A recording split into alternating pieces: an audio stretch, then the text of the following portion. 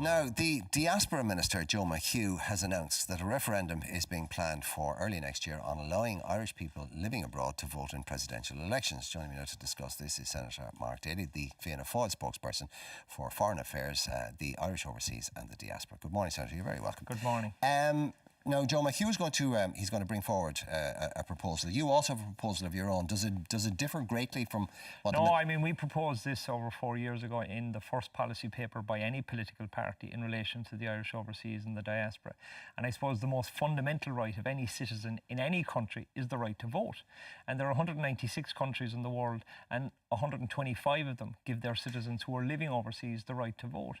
And I was part of the Constitutional Convention, which in September 2013, by a margin of 78%, said that yes, we should extend the voting rights to citizens overseas.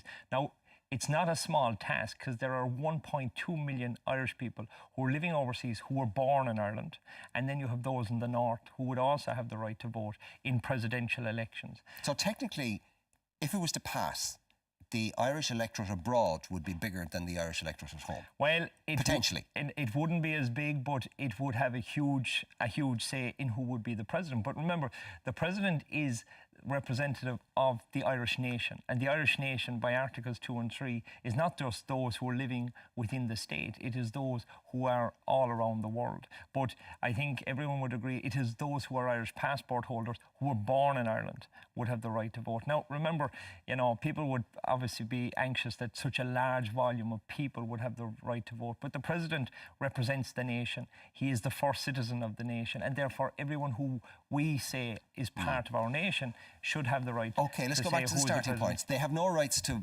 electoral rights whatsoever once they leave the country and are living abroad. There are, believe it or not, and we're discussing it in the Shannon today, those who are degree holders who are living in Australia have a right to vote in a Shannon election. But someone who doesn't have a degree doesn't have a right to vote. So it's back to this fundamental principle. Well, now, who can and can't vote in the Shannon elections is a kind of a thorny subject. You might want to avoid that one. Well, we're trying to amend that today, and the new reform bill would mean that it would extend the voting rights to everybody. But I suppose the fundamental issue here is, do we as a nation believe that citizens should have the right to vote? And therefore, if you believe that fact, then you should extend it to those, regardless of where they live. OK, well, if we believe they should, then surely we should extend it beyond just the presidential election, because with all due respect, and he's doing a wonderful job, and in fact all our presidents have represented us quite brilliantly, but it's a ceremonial role. It's a figurehead. It doesn't really mean anything if you vote for.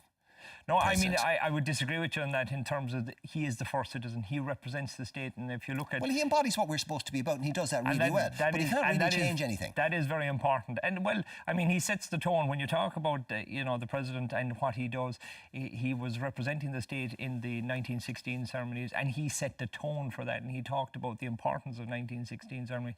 And he goes around the world, and he visits the Irish diaspora. But what is fundamentally wrong is that he is visiting people who have Irish passports who don't have a vote in electing their first citizen. So I think everyone would agree. And remember, 180 years ago, Catholics didn't have the right to vote. It's 98 years ago when women first got the right to vote. So time has come where people who are part of the Irish nation, who have Irish passports, but who happen to be living in London or in Boston or in Australia, should be given the right to vote in a presidential election.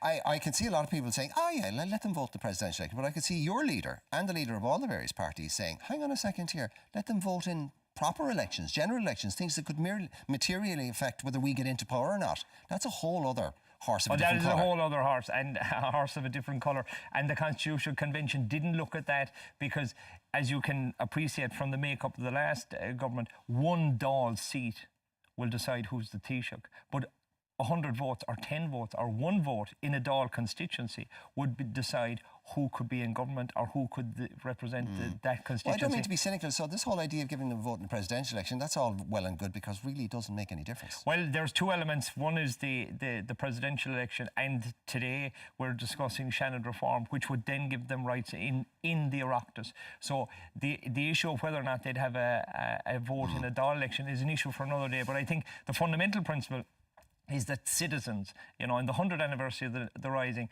we said all children of the nation should be treated equally, and the most fundamental right is the right to vote. Well, what about the if you're not paying your taxes here, why should you have a voice? Well, I mean, You know, the old representation without taxation. well, yeah, I mean, but the fundamental principle is you're a citizen. You're not a citizen. It's not whether you have a vote in the Dáil election isn't predicated on what tax you pay. You're a citizen. That's the first principle. And therefore, when you go from that, you say, should you vote for the first citizen of the state? And I mean, anyone would say if 196 countries in the world and 125 of them give votes to their citizens who are living overseas, there are 33 countries in the Council of Europe. Only 4 do not give votes to their citizens overseas: Ireland, Cyprus, Malta, and Greece. We're in poor company. We need to leave that club.